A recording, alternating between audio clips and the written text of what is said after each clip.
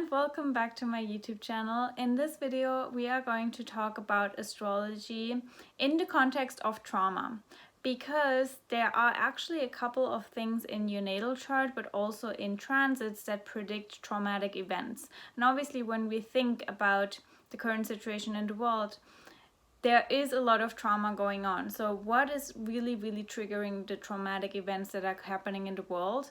But also, how can you find out what sort of trauma signature you have in your birth chart? All of these things we will cover in this video. So if that's interesting to you, and specifically if you are part of the Pluto and Scorpio generation, you definitely want to watch this video.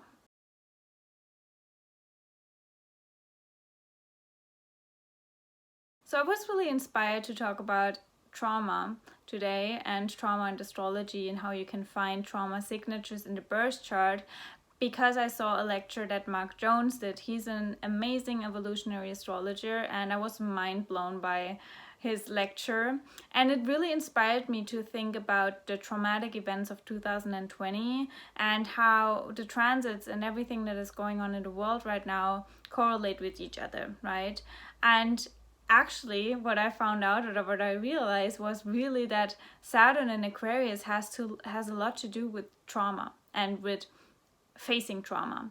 And the reason for that is that, as Mark actually explains it, trauma in the birth chart is always indicated by Uranus. So your Uranus placement, Aquarius, and the 11th house, because it's all the same vibration in evolutionary astrology, because Aquarius rules the 11th house, and the ruling planet of Aquarius is Uranus, right? So you can see all of that under one umbrella. And when you think about the transits that we have going on right now, there is a lot of emphasis on the Uranus transit that is happening, Uranus and Taurus, and then there's a lot of emphasis on Saturn entering Aquarius, right? And isn't that interesting that while both of these transits are really active, there's a lot going on in the world. Obviously, when you work with transits for the whole world, you can't have the houses in the conversation, because it's just not possible. You have to have a specific location in order to bring the houses into consideration. For that reason, we can't really talk about the 11th house in the context of the global scale, right? But we can talk about Aquarius, and we can talk about Uranus. And Uranus stays in Taurus for 7 years. So for the next 7 years, he will really work on that Taurus area in our life, right? Or the Taurus energy, the Taurus archetype. And when we think about Saturn in Aquarius, that's a transit we are facing for 2.5 years. So why is that important? I think it's important because it really reflects back to us what we will deal with for the next 2.5 years, because Saturn just entered Aquarius. And in order to understand what that means, we really have to understand what Uranus and trauma really means for us, right? What does trauma really indicate? And trauma usually sounds really negative, and I don't see it that negative. I actually see Uranus, for example, when I explain Uranus in the birth chart to my clients, I always say Uranus is liberating you, right? It's breaking you free. And what do you need to be breaking free from, right? That's obviously a good question. And the answer lies in Saturn. So there's the first link to Saturn. Why do we have to break free from Saturn? Because Saturn rules the structures of this world, right? And structures of this world, that's literally something we've been dealing with for the last couple of months, when we had the South Node in Capricorn. Because the structures of the world in 2020 are completely renovated, right? We have to reinvent them. We have to restructure the world because of Saturn, Pluto in Capricorn. Okay, so now think about Saturn entering Aquarius. A lot of people thought, oh my gosh, that's amazing, right? Finally, we are out of Capricorn, and finally there's a lot more amazing things happening. I don't think that it will happen straight away, which we have already seen, right? Because the minute Saturn enters Aquarius, there were restrictions, right? Social distancing, all of these things, the lockdown. And a lot of people said, well, that's probably just a restriction in relative to being in the group, right? Because Saturn usually also indicates restrictions to a certain degree, and depression, right? Being deprived of something. And now when we think about Saturn in Aquarius in the context of, okay, wait a second, Uranus Aquarius and the 11th house, that's all indicators of trauma. So what could Saturn in Aquarius mean for us globally? And how I see that is that Saturn in Aquarius really means taking responsibility for collective trauma, okay? Taking responsibility for the trauma we have collectively suppressed or whatever it is. It will be brought up to the surface. Why is it brought up to the surface?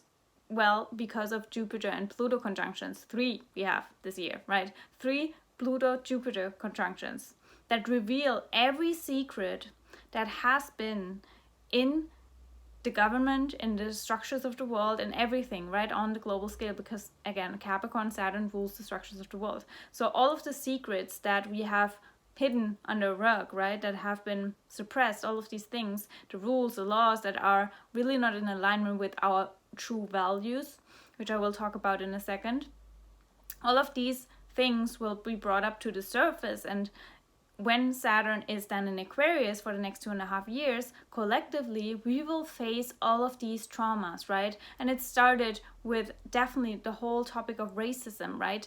Not being equal, right? All of these things. And in the highest expression, that means we face the trauma so we can resolve it, so we can move closer together. And ultimately then we will live this Aquarian mission of being together, being a tribe, right? Leading the future, structuring the future with Saturn in Aquarius. And we do that, but we can only do that if we first address the trauma that is in our DNA, really, because we've been born with that trauma, right? And obviously, it's the perfect alignment also for us globally that we have now for the next 18 months, the South Node in Sagittarius, where we have to release old belief systems that probably also trigger that trauma imprint in our psyche, really. And alongside with that, we have for the next 7 years, Uranus in Taurus. And what does Uranus in Taurus really do?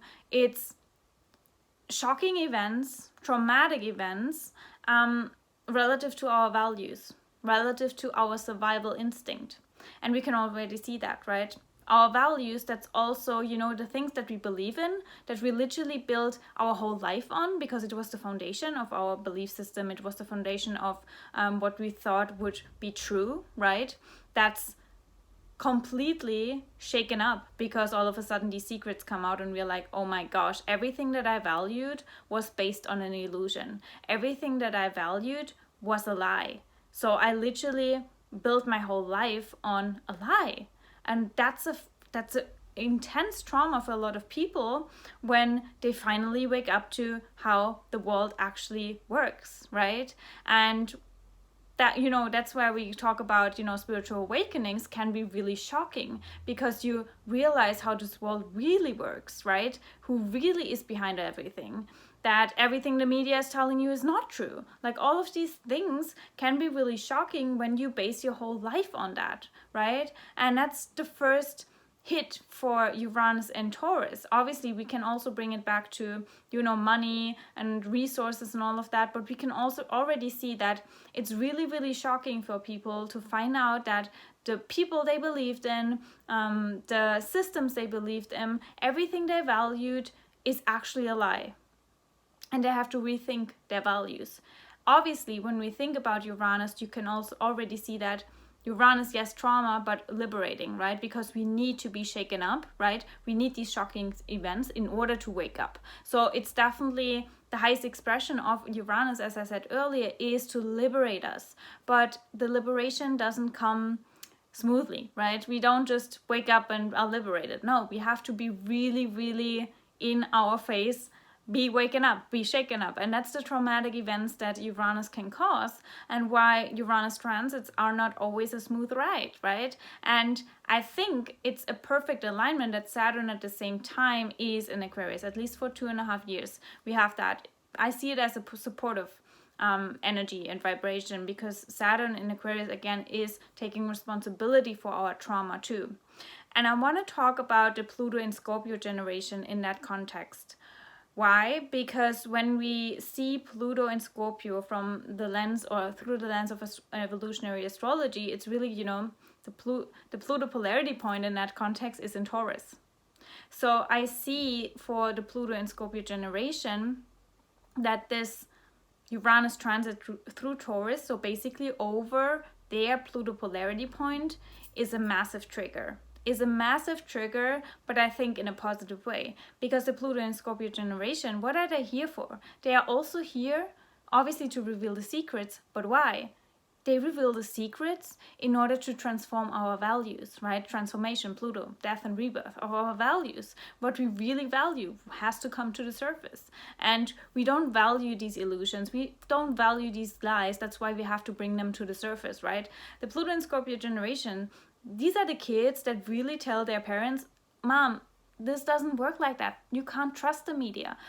Here's a lie, there's a lie. I can see all of these lies, right? I can see through your lies. I can see through the lies of society, of the government. This doesn't work anymore. I don't buy into that. I can see through that, right? I can see everything that you try to hide.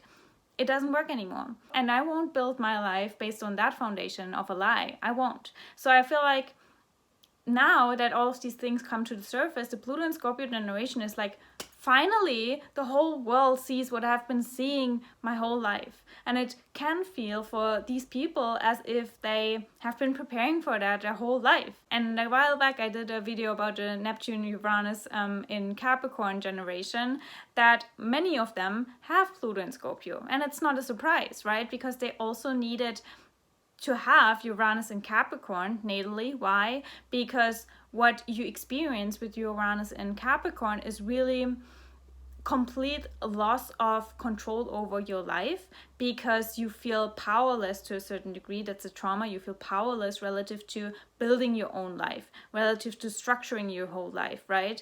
And relative to actualizing the life goals that you have, because you feel like the system is dictating what you have to do and what you can do and what you can't do. And because of this trauma, these people started to really question the system, because they didn't want to feel powerless anymore. They want to rebuild the system, because this trauma of not being able to actually manifest the life that they want and to actualize the life that they want has been so deep that they try to detect everything that the system is not really doing in their favor, right? Where the system is lying to us, because these lies are then evidence that we don't have to follow the system, right? The system that made us feel so powerless. We don't have to follow it. There's an alternative way.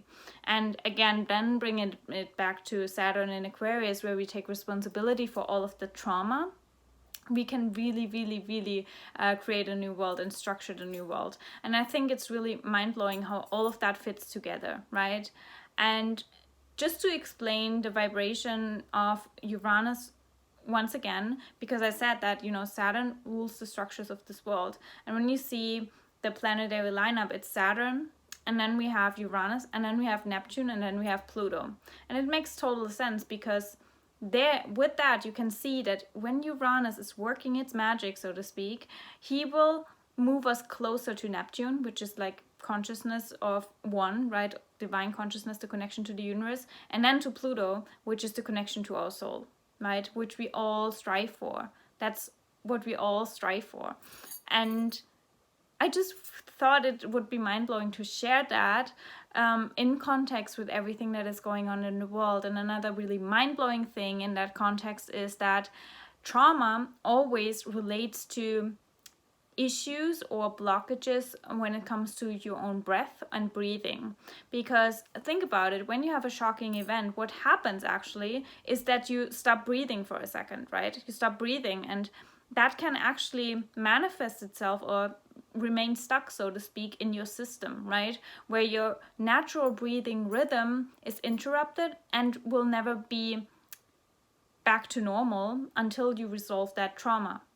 And now think about everything that happened this year, like all of the traumatic events that all relate to breathing and your capability to breathe. If it's an illness that affects your lungs and will give you a hard time breathing, right? That's the first thing.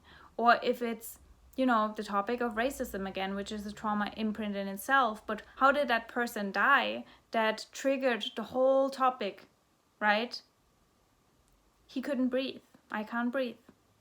And I think all of these things are just not coincidences, right? It's also not a coincidence that all of that happened during Gemini season. I mean, at least it erases some things, because it's the duality, right? Two twins that are separate, but actually they are one. And then also the guy that died was a twin, right?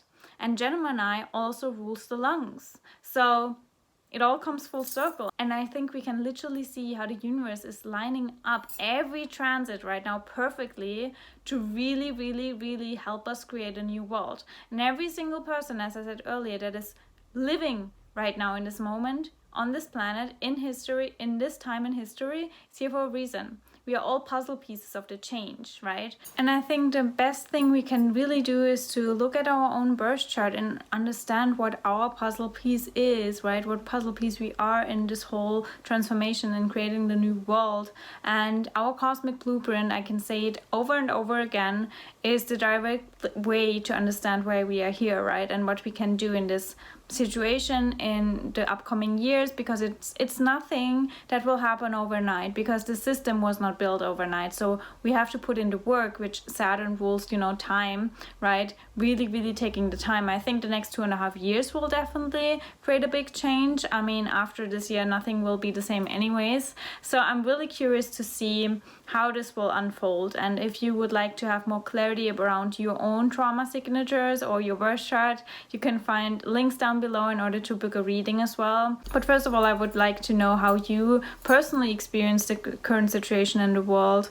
If you have a Pluto in Scorpio as well, or if you are part of another Pluto generation, if all of these events triggered for you to, for example, move closer to astrology, come into astrology, had your own spiritual awakening, how did 2020 change you so far? I would love, love, love to hear that. Leave it down below in the comments so we can all really understand how, you know, through these shocking events, through the trauma, through all of that, we wake up. And that's inevitable. And I think, again, it can be a positive thing if we see it from that perspective, right? If we see it through that lens. And we're still in Gemini season, so let's see everything from a different perspective, right? From a different perception. Because that is ultimately how we can stay positive even in times where everything seems so dark, but we need the light of every single soul. And I hope that this video is part of you stepping into your magic.